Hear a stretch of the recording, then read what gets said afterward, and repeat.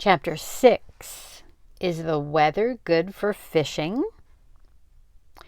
We must think what to do, Papa said. They are suspicious now. To be honest, I thought that if they came here at all, and I hoped they wouldn't, that they would just glance around, see that we had no place to hide anyone, and would go away. I'm sorry I have dark hair, Ellen murmured. It made them suspicious. Mama reached over quickly and took Ellen's hand. You have beautiful hair, Ellen, just like your mama's, she said. Don't ever be sorry for that. Weren't we lucky that Papa thought so quickly and found the pictures?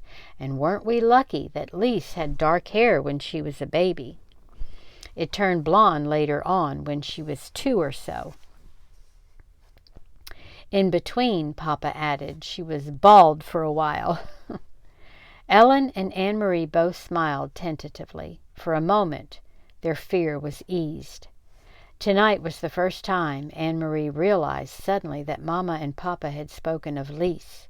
The first time in 3 years. Outside, the sky was beginning to lighten. Mrs. Johansson went to the kitchen and began to make tea. I've never been up so early before, Anne-Marie said. Ellen and I will probably fall asleep in school today. Papa rubbed his chin for a moment, thinking. I think we must not take the risk of sending you to school today, he said. It is possible that they will look for the Jewish children in the schools. Not go to school? Ellen asked in amazement. My parents have always told me that education is the most important thing. Whatever happens, I must get an education. This will only be a vacation, Ellen. For now, your safety is the most important thing. I'm sure your parents would agree. Inga? Not sure what that means. It's a question. I would guess that it might mean something like understand. Papa called Mama in the kitchen, and she came to the doorway with a teacup in her hand and a questioning look on her face. Yes? We must take the girls to Henrik's. You remember what Peter told us. I think today is the day to go to your brother's. Mrs. Johansson nodded. I think you were right, but I will take them. You must stay here. Stay here and let you go alone? Of course not. I wouldn't send you on a dangerous trip alone. Mama put a hand on Papa's arm. If only I go with the girls, it will be safer. They are unlikely to suspect a woman and her children. But if they are watching us, if they see all of us leave, if they are aware that the apartment is empty, that you don't go to your office this morning, then they will know. Then it will be dangerous. I am not afraid to go alone. It was very seldom that Mama disagreed with Papa. Anne-Marie watched his face and knew that he was struggling with the decision. Finally, he nodded, reluctantly. I will pack some things, Mama said. What time is it? Papa looked at his watch. Almost 5, he said. Henrik will still be there. He leaves around 5. Why don't you call him? Papa went to the telephone. Ellen looked puzzled. Who is Henrik? Where does he go at 5 in the morning? She asked. Anne-Marie laughed. He's my uncle, my mother's brother, and he's a fisherman. They leave very early, all the fishermen, each morning. Their boats go out at sunrise. Oh, Ellen, she went on, you will love it there. It is where my grandparents lived, where Mama and Uncle Henrik grew up. It is so beautiful, right on the water. You can stand at the edge of the meadow and look across to Sweden. She listened while Papa spoke on the telephone to Uncle Henrik, telling him that Mama and the children were coming for a visit. Helen had gone into the bathroom and closed the door. Mama was still in the kitchen, so only Anne-Marie was listening. It was a very puzzling conversation. So, Henrik, is the weather good for fishing? Papa asked cheerfully and listened briefly. Then he continued, I'm sending Inga to you today with the children, and she will be bringing you a carton of cigarettes. Okay, so I'm a little confused. So Inga is a name. I guess we'll figure it out as we go along. Yes, just one, he said after a moment. Anne-Marie couldn't hear Uncle Henrik's words, but there are a lot of cigarettes available in Copenhagen now, if you know where to look, he went on, and so there will be others coming to you as well, I'm sure. But it wasn't true. Anne-Marie was quite certain it wasn't true. Cigarettes were the thing that Papa missed, the way Mama missed coffee. He complained often. He had complained only yesterday that there were no cigarettes in the stores. The men in his office, he said, making a face, smoked almost anything, sometimes dried weeds rolled in paper, and the smell was terrible. Why was Papa speaking that way, almost as if he were speaking in code? What was Mama really taking to Uncle Henrik? Then she knew. It was Ellen. The train ride north along the Danish coast was very beautiful.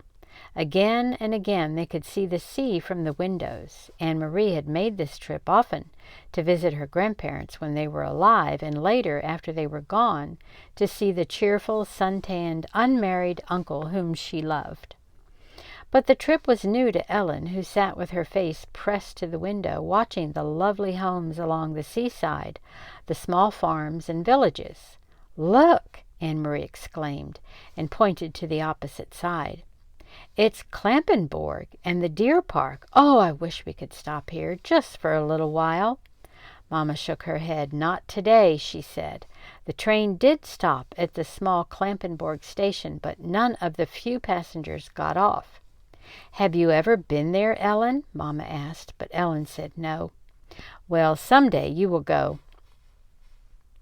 Someday you will walk through the park and you will see hundreds of deer, tame and free." Kirsty wriggled to her knees and peered through the window. "I don't see any deer," she complained. "They are there, I'm sure," Mama told her. "They're hiding in the trees." The train started again. The door at the end of their car opened, and 2 German soldiers appeared. Anne-Marie tensed. Not here on the train, too. They were everywhere. Together the soldiers strolled through the car, glancing at passengers, stopping here and there to ask a question. One of them had something stuck in his teeth. He probed with his tongue and distorted his own face. Anne-Marie watched with a kind of frightened fascination as the pair approached. One of the soldiers looked down with a bored expression on his face. "Where are you going?" he asked. Gillilige, Mama replied calmly. "My brother lives there. We are going to visit him." The soldier turned away, and Anne-Marie relaxed. Then, without warning, he turned back. "Are you visiting your brother for the New Year?" he asked suddenly. Mama stared at him with a puzzled look. "New Year?" she asked. "It is only October." "And guess what?" Kirsty exclaimed suddenly in a loud voice, looking at the soldier. Anne-Marie's heart sank, and she looked at her mother. Mama's eyes were frightened. "Shh, Kirsty," Mama said. "Don't chatter so." But Kirsty paid no attention to Mama, as usual. She looked cheerfully at the soldier, and Anne-Marie knew what she was about to say. "This is our friend Ellen, and it's her New Year." Uh-oh.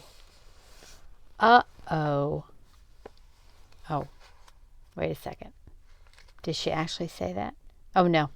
She was about to say. Okay. But she didn't.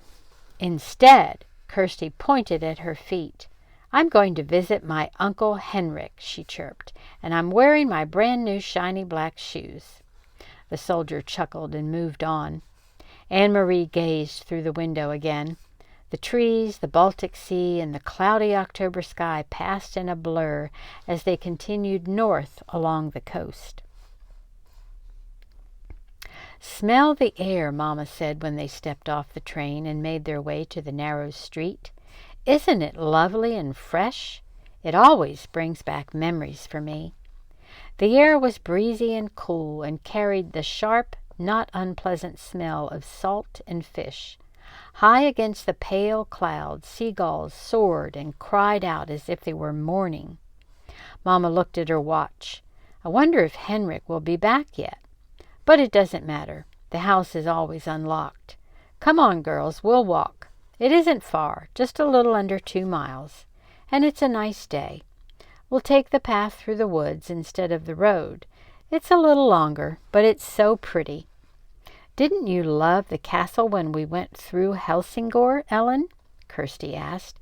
She had been talking about Kronborg Castle ever since they had seen it, sprawling massive and ancient beside the sea from the train. I wish we could have stopped to visit the castle. Kings live there, and queens. Anne-Marie sighed in exasperation with her little sister. They do not, she said. They did in the old days, but there aren't any kings there now. Denmark only has one king anyway, and he lives in Copenhagen. But Kirsty, I keep wanting to say Christy, but Kirsty had pranced away, skipping along the sidewalk. Kings and queens, she sang happily, kings and queens. Mama shrugged and smiled. Let her dream, Anne-Marie. I did the same when I was her age. She turned, leading the way along a tiny, twisting street, heading toward the outskirts of the village. Things have hardly changed here since I was a girl, she said. My Aunt Git lived there, in that house, she pointed, and she's been dead for years. But the house is the same. She always had wonderful flowers in her garden. She peered over the low stone wall and looked at the few flowering bushes as they passed the house. Maybe they still do, but it's the wrong time of year. There are just those few chrysanthemums left. And see, over there. She pointed again. My best friend, her name was Helena, lived in that house. Sometimes I used to spend the night with her, but more often she came to my house on weekends. It was more fun to be in the country. My brother Henrik always teased us, though, she continued with a chuckle. He told us ghost stories and scared us half to death. The sidewalk ended, and Mama turned onto a dirt path bordered by trees. When I walked each morning into town for school, she said, my dog followed me this far. At the end of the path, he turned and went back home. I guess he was a country dog and didn't like town. And do you know what? She went on, smiling. I had named him Trofast, faithful. And it was just the right name for him, because what a faithful dog he was. Every afternoon he was always right here, waiting for me to return. He knew the right time somehow. Sometimes, as I come around this bend, even today, I feel as if I might come upon Trofast, waiting still, with his tail wagging. But the path was empty today. No people, no faithful dogs. Mama shifted the bag she was carrying from one hand to the other, and they walked on through the woods until the path opened to a meadow dotted with cows. Here the path skirted the edge of the field along a fence, and beyond it they could see the gray sea ruffled by wind. The breeze moved the high grass. At the end of the pasture they entered the woods again, and Anne-Marie knew they would soon be there.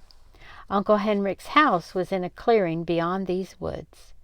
Do you mind if I run ahead? She asked suddenly. I want to be the first to see the house. Go on, Mama told her. Run ahead and tell the house we've come home. Then she put her arm around Ellen's shoulders and added, say that we've brought a friend. Until next time.